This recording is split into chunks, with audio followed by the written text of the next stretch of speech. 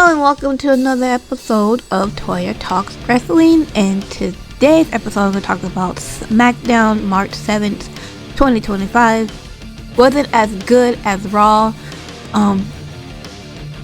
Was expecting this show wasn't as good as Raw was. It had some moments, but it didn't really hit as hard as Raw did after Elimination Chamber, but we did get a few answers from the Elimination Chamber, so we'll go ahead and talk about those and stuff like that. But first, let's do some of the not in order, let's do some of the things that I wanted to talk about and highlight, I guess. We had a street fight match for the Women's United States title. Chelsea Green defended her title against Michin again.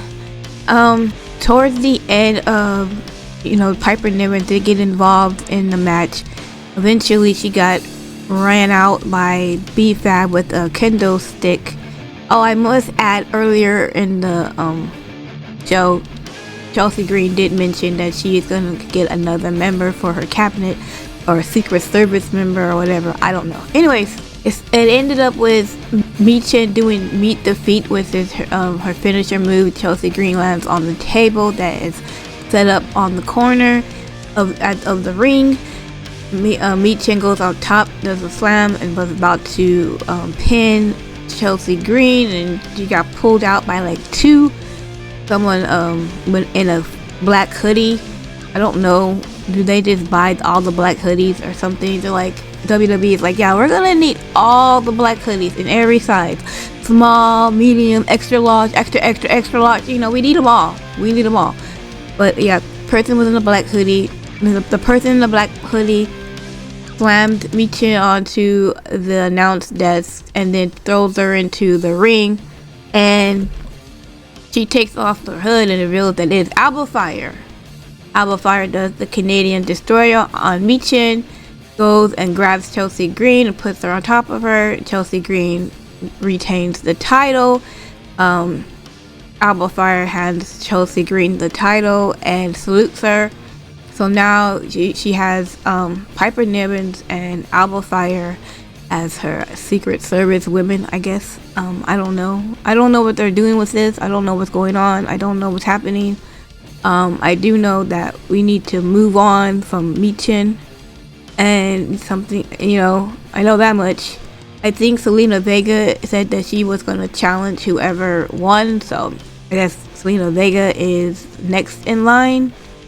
I hope they do something fun and cool with this whole cabinet Secret Service thing with Piper, Alba, and Chelsea. But we'll see. Tiffany Stratton, she had a match with Piper Niven when Piper Niven was talking shit backstage. She ends up winning her match, and then B-Fab interrupted Charlotte Flair in her interview or whatever, so she'll have a match next week with her.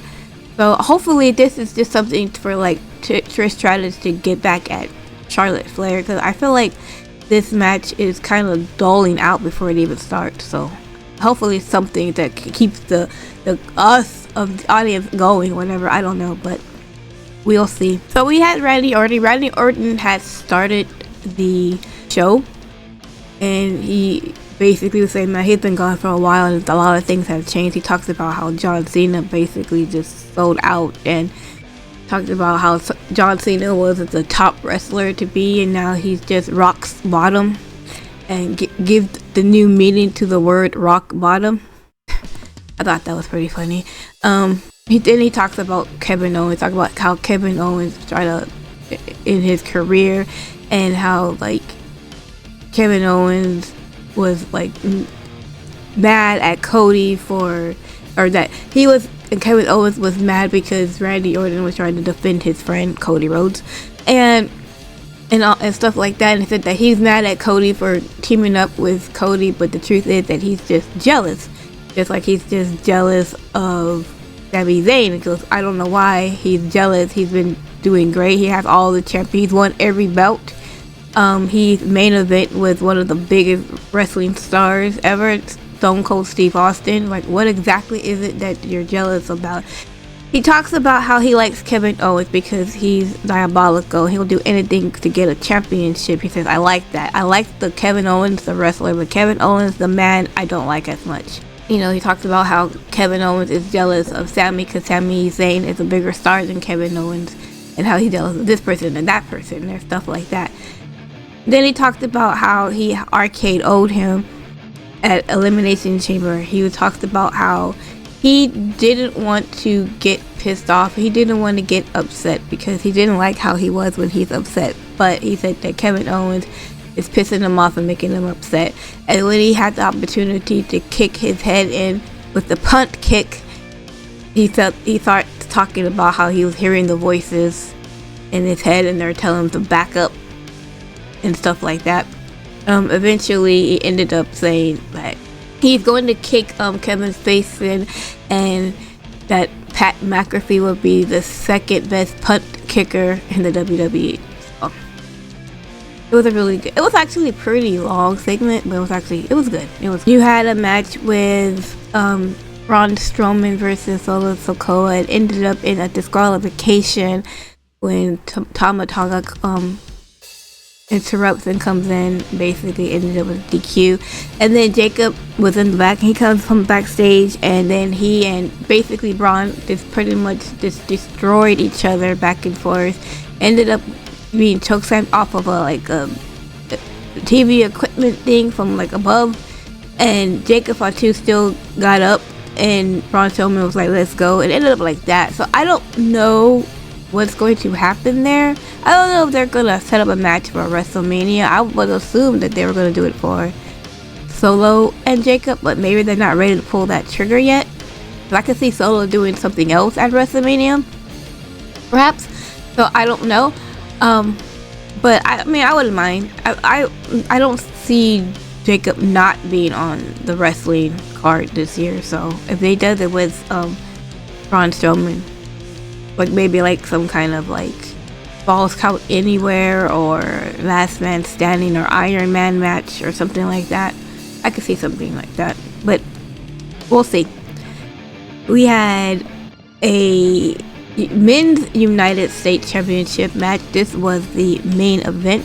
Had Shinsuke Nakamura defending his title against LA Knight. It ended up with Shinsuke trying to deliberately to get himself disqualified by bringing in a chair, and then the ref took it away, and then Shinsuke was about to miss LA Knight. LA Knight moved, and instead Shinsuke missed the ref, Charles Robertson, that's his name, and he ends up doing that, ends up missing him instead, so now Charles is out, and Shinsuke grabs the chair and was about to hit LA Knight. LA Knight dodges the chair, kicks the chair out of his hand, and then does the BFT onto the chair, and then another ref comes in and does the 1, 2, 3. So we have a new United States champion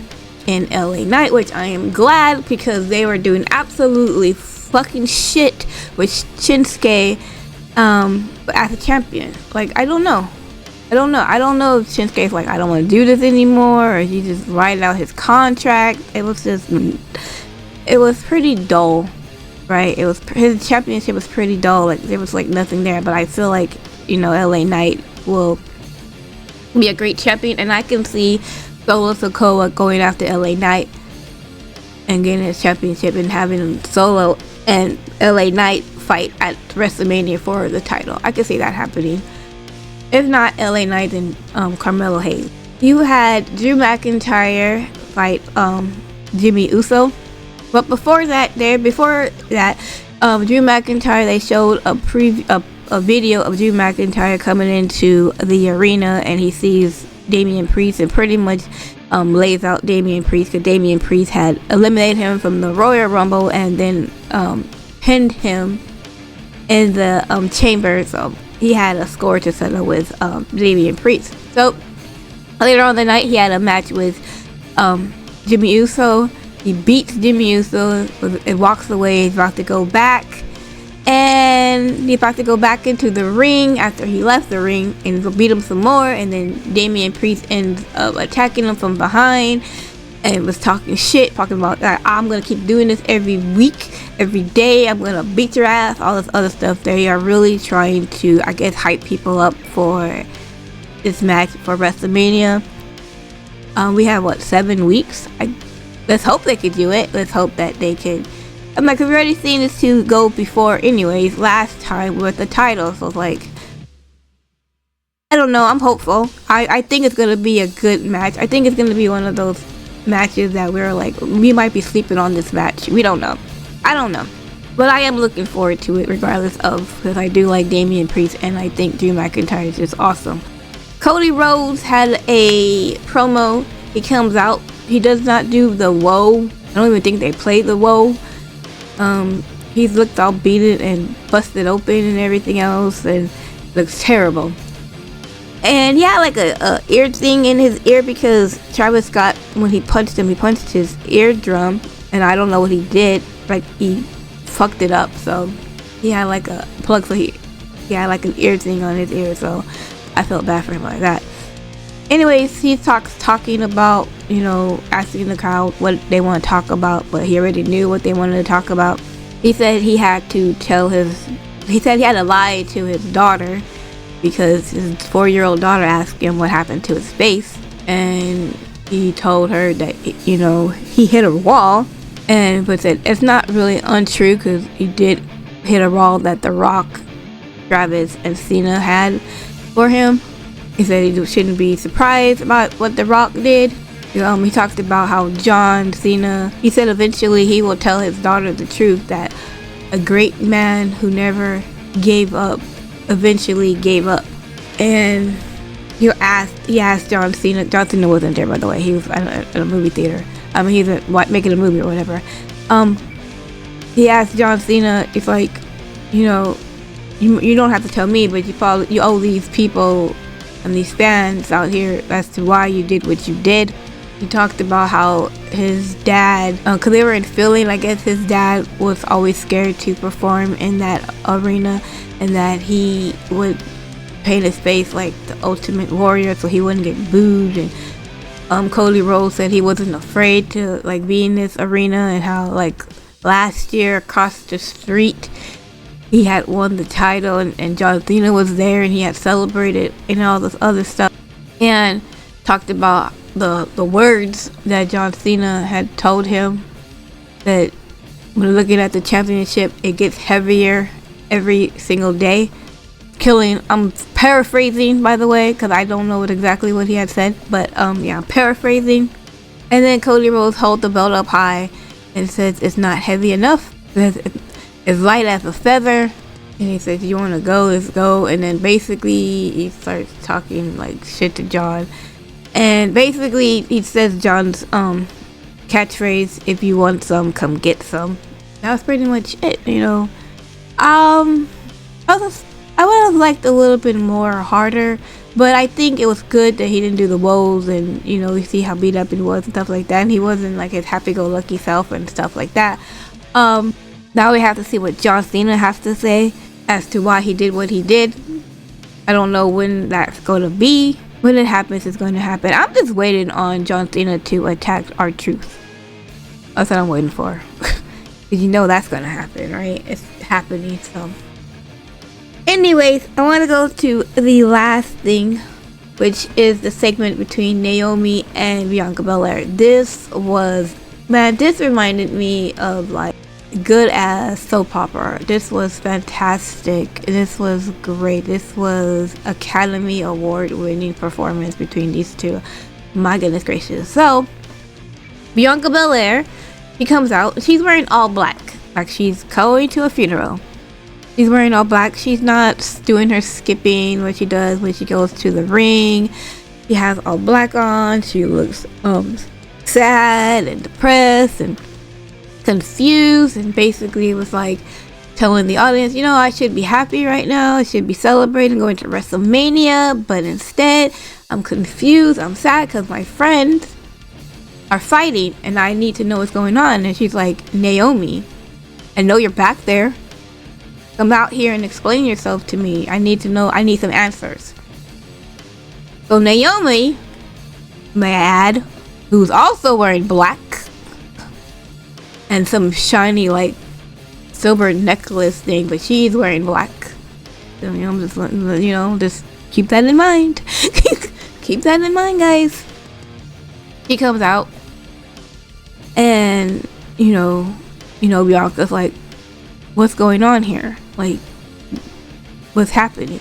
And Naomi's like, you don't need to worry about Jade right now. You should be worried about us taking back the tag titles away from Raquel and Liv, and you should be worried about WrestleMania, at your match at WrestleMania.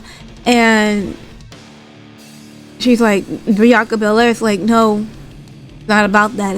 It's about Jade. What did you do? Did you do it? Like, and she's like, B, let's not do this right now, right? It's not the time. You know what I'm saying? Like, just don't do it. Like, Naomi was like dodging the question, like she's playing some dodgeball or something like that. Eventually, Bianca's like, it's a simple yes or no. Like, this answers the question, did you do it, right? So this is the part where they're both like talking at the same time. She's like, did you do it? Like, Bianca, and she's like, did you do it? Like, Bianca, did you do it? She's like, eventually back and forth, like they were talking over each other. If you have sisters, if you have girlfriends, if you have freaking women around your house, this is what we do, right?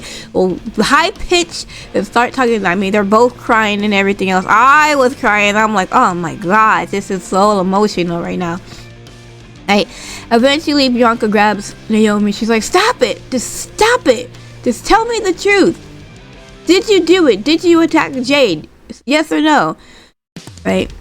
And Naomi, she's looking at Bianca, tears in her eyes, like actual real tears in her eyes. Like, goddamn, dude, where's the Oscar?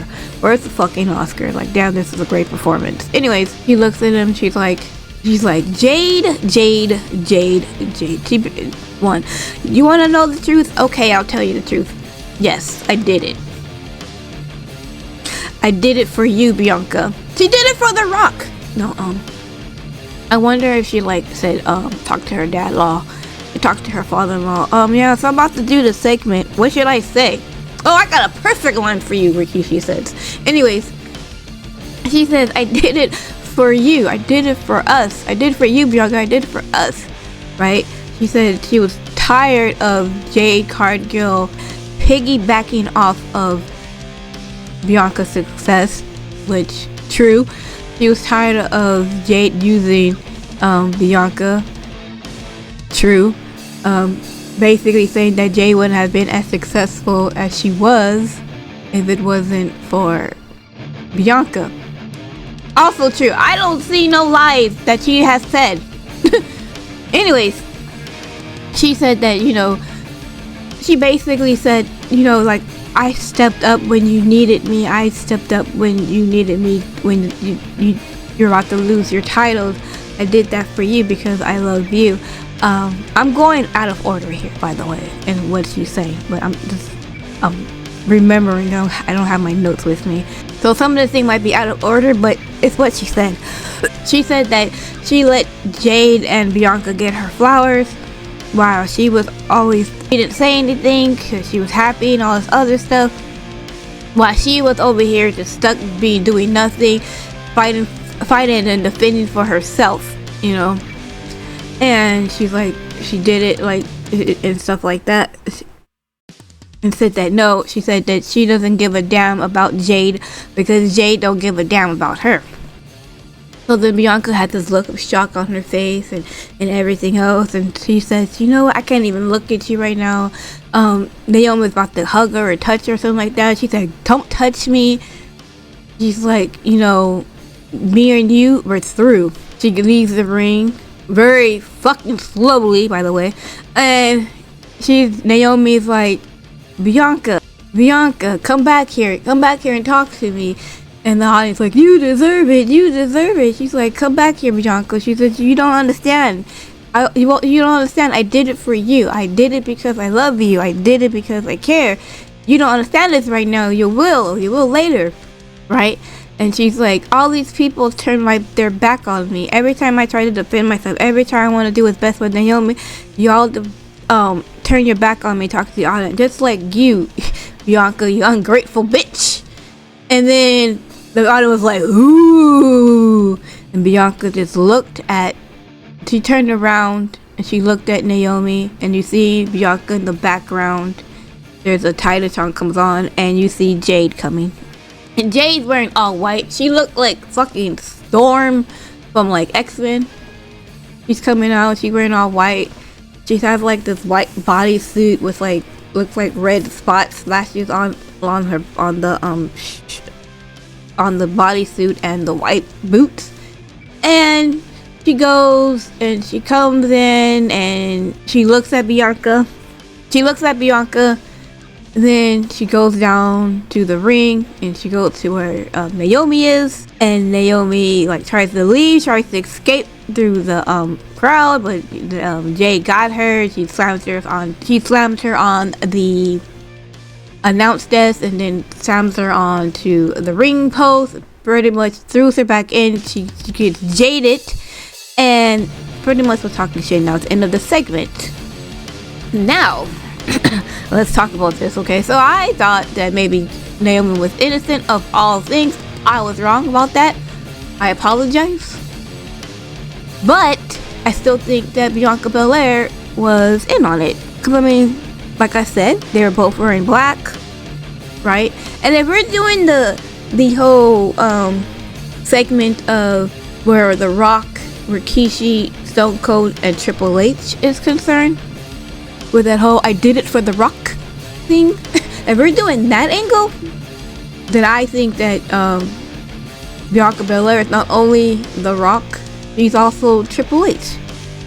Because when Naomi said I did it for you, right?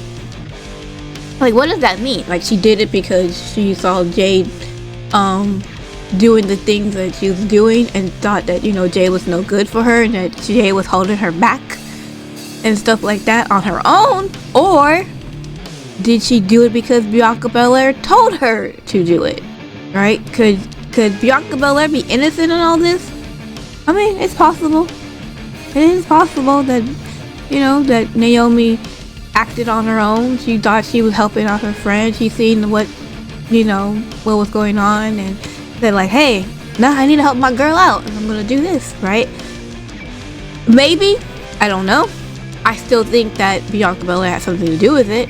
I think Bianca Belair is playing double duty here, playing The Rock and Triple H.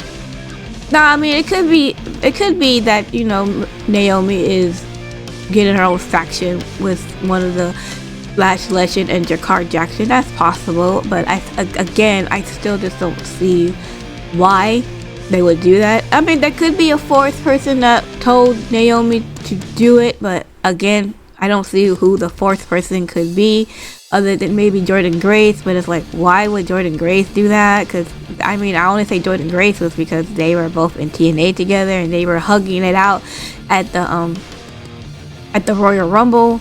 But I don't see that being a thing. That would just make no sense to me at all. And I really think that if Bianca Belair just told Naomi, hey, we need to get rid of fucking Jade, you know what I'm saying? That's what I'm thinking. I'm thinking it's Bianca Belair. I'm thinking Bianca Belair is the mastermind in this whole plan. Like, it's no coincidence that both of them were wearing black. Come on now. No reason why both of them were wearing black and stuff like that. They could just be fooling everybody. And it's like, if they took a chance on John Cena turning heel, why not take a chance on Bianca Belair? But there's no need to reveal that like now, right? We can get a good match between Naomi and Jade Cargill, maybe going to WrestleMania. And then, like, I don't know if Bianca Belair wins WrestleMania, but I could probably see like night one, maybe let's say night one she has her match with Io and she wins or she loses, it doesn't matter. And then night two you have Naomi and Jade, or eventually Bianca Belair will come out and you'll think, oh, she's going to go after Naomi to help Jade, but instead she turns on Jade, and both Naomi and Bianca, they beat Jade up. I can see that. I can see that being a thing, and then we can go have a nice feud between Jade and Bianca. I can see that being a thing. But I don't know. I was really, I wasn't that shocked about it, but I was just like, oh, okay, we're doing that segment. Okay, got you. Because I was hoping that maybe we're doing the segment of between the Shawn Michaels versus Triple H segment, but apparently we're doing the segment of The Rock, Rikishi, Triple H, and Stone Cold, which I don't mind. I like both of them and stuff like that. We had to have somebody they had to have somebody reveal themselves as the attacker, so it would be great for it to be Naomi. Look, I don't mind a heel Naomi. I remember the days of the BAD back in the day with her, Sasha Banks, and Tamina. They were good times. They were fucking crazy as heels, and I think, and the promo, I will link it in the bottom because I didn't give it justice. It was great. It is very emotional. It's like, man, it's like you feel like they're actually really crying. It's like some good ass acting here, some good ass performance here. But anyways, I think Bianca is in on it. She's a mastermind. I don't care what anybody says. I think that it's gonna all be revealed at WrestleMania, probably at night 2, maybe later on, maybe or night 1. I don't know. Cause if anybody needs a heel change or a character a reboost, it would be Bianca Belair, and if it helps Naomi, that's great too. Anyways, that is all for today. Thank you so much for watching. I hope you enjoyed hope you got to watch my other videos this week. I am so done making videos. I am gonna go and relax for the rest of the weekend and do my thing, go lay down, go to sleep, eat, whatever I need to do. But I will see you guys on Tuesday after Raw. But until then, I hope you have a great rest of your day. Okay, bye.